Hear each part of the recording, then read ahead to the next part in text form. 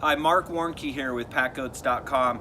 Now I'm going to show you how I introduce babies into my adult string. This is my adult area, which is my whole pasture. This is my baby area. Now to show you first that this is a goat going on 2 years old. So you can see that he's almost to the tail end of being able to fit through there anymore. And so he is going to be a 2-year-old that is going to bother my cameraman. Go on, guy. And he's going to be a 2-year-old. He won't be able to fit through here much more. So what I do is I use this section as the baby section. And what happens is when I get brand new little babies, I don't want them around the adults till they're about 4 months old. Until you see them start scrambling and being like little rockets in the baby cage, then they're ready to get away from the big ones, because the big ones will throw them through the air, they'll squish them to the ground, they'll do lots of things, and they'll probably be okay if you put them out there, but probably is a big word with your goat. So anyway, so we're gonna have this be the baby area, this is the adult area. The pass-through, these guys learn when they were babies to use this as a pass-through. So at 4 months, they're on this side, all the adults over here, and they're intermingling, right?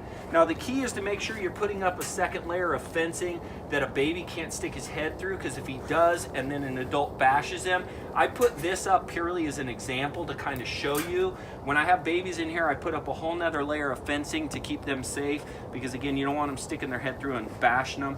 They will kind of battle between the fence, but again, they get to know each other. They know who's aggressive. They know who to avoid.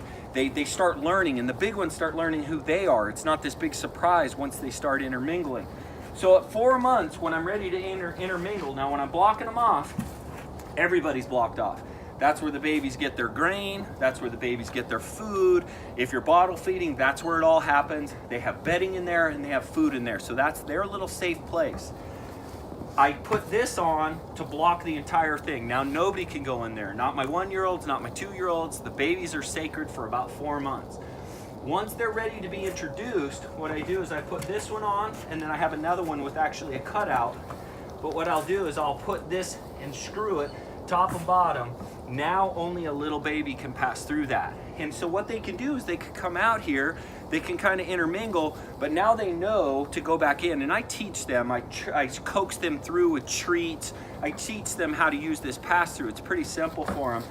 But then once they get big enough and I think everybody's pretty safe, I pull this down. Now this becomes the baby feeding area. They can come out into the adult, but they're not going to get blasted at the 2 critical points, which are number 1, when they're eating, and the other one is having good access to bedding.